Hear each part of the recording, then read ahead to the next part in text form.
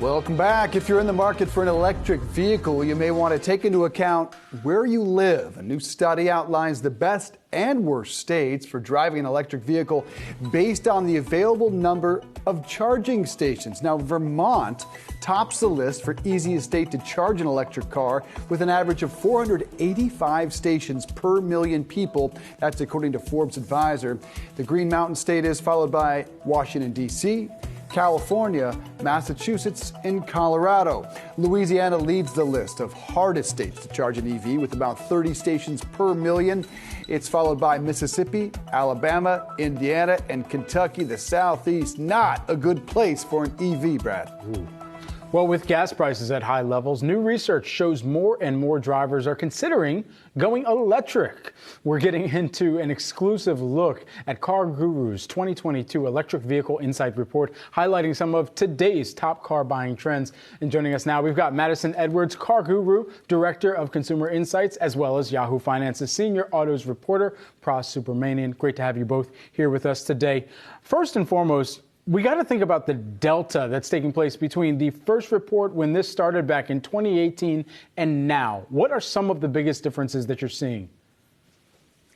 Well, we've been tracking people's sentiments around electric vehicles for several years, and we've seen quite an increase since 2018 through 2021 in people's excitement about EVs and their expected adoption in the next 10 years.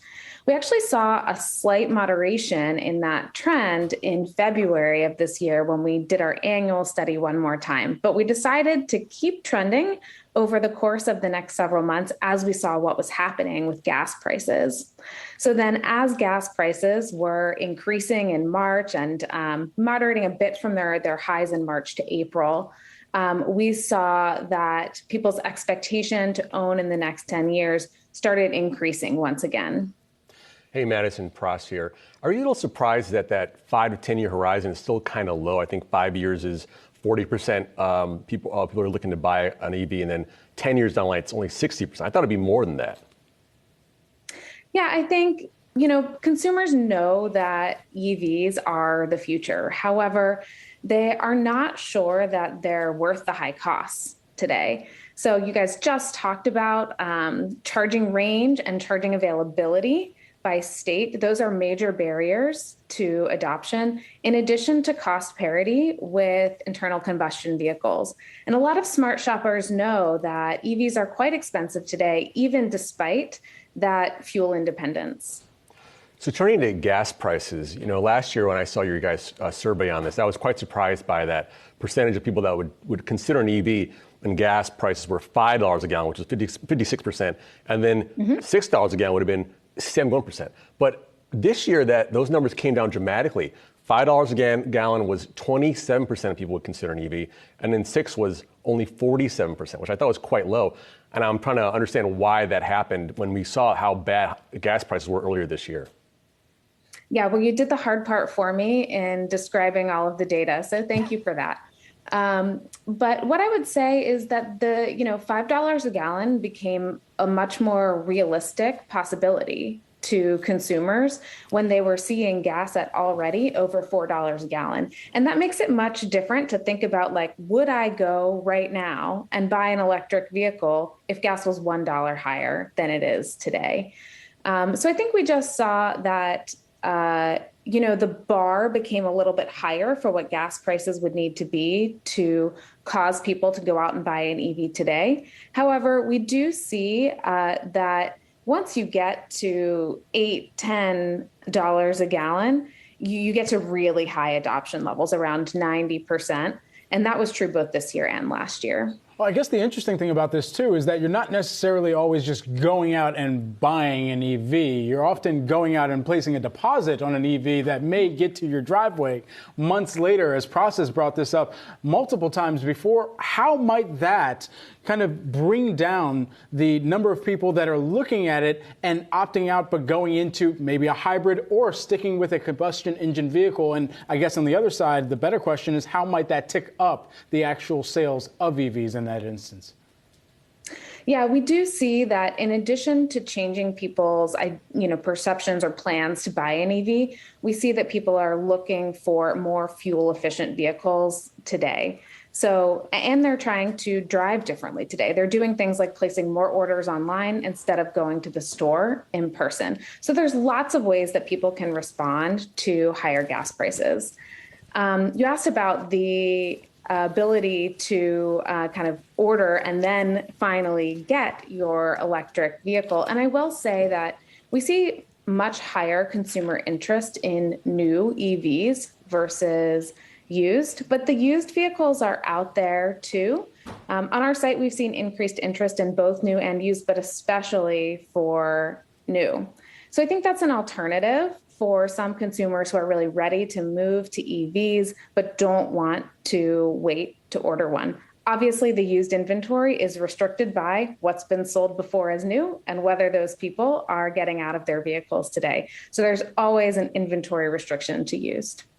Hey, Matt, just one last question here. So what are your respondents telling you about what brands they like and how that's changed over time? Like what cars do they want to buy?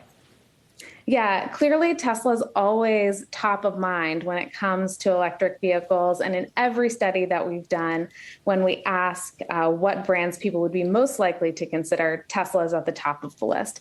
But Tesla's lead has been shrinking. So, today when we look at brands, we actually see that Toyota gets a lot of credit for having been an early innovator in the hybrid space. People are very likely to consider Toyota for a hybrid, but also for an electric vehicle. And not too shy off of that is Honda, Ford, BMW. We've heard about some of the other vehicles that are coming out as competitors to Tesla or in other spaces like the Ford Lightning. So I think it's still Tesla for now, but we'll see down the road. Madison, we certainly appreciate the time and the insights here this afternoon. We're going to have to continue to track this space, as we know you will as well, with some of that data married together as well. Madison Edwards, who's the CarGurus.com Director of Consumer Insights. Thanks again, Madison. All right, let's go from electric vehicles to the whole next generation, which is fully autonomous cars, and so many questions about that space, not just in the technology, but in the governance of them. And we want to continue the conversation with Pras because this new rule in the UK actually says you could watch television when behind the wheel of a autonomous vehicle. Why would they allow this? And are there any cars that actually allow you to do so? In the States, no car allows you to do that, except although Tesla was sort of allowing you to do that in an underhanded way, and they have to change that, right? But, I think that's the future, right? They're looking ahead when cars can actually drive, when actual seats are turned towards one another, why not allow people to watch TV there, right? This is like 5 to 10 years down the line. So why, though, do we need to watch TV in the car? Is what I continue to. I mean, are we so just attached to this device of being able to consume content anywhere we are, which we can already do with a phone, but you don't want to have your phone in your hand while you're driving. But again, in this case, you're not driving. It's autonomous. Yeah, I mean, I was in traffic 2 weeks ago down to Baltimore. It would have been nice to watch on TV, watch a ball game or something like that. So I think this is the future. I think it's going to be your car is an extension of your living room. We talked about BMW having that theater screen in the back of that 7 Series. Mm-hmm. Apparently, it allows you to watch the show you're watching at home, and Netflix will actually stop where it was, and it'll start playing in the back of your car. Back. Yeah. Big distinction between that and being at the wheel. And what if you need to make an adjustment? What if you need to take over? And I have not been in one of these autonomous cars, but it begs the question that if you do get in a situation that the autonomous car can't handle, where is your attention? But here's the bottom line for this. You can't have a phone in your hand in the UK. You cannot, by law, have a phone in your hand when behind the wheel of an autonomous vehicle.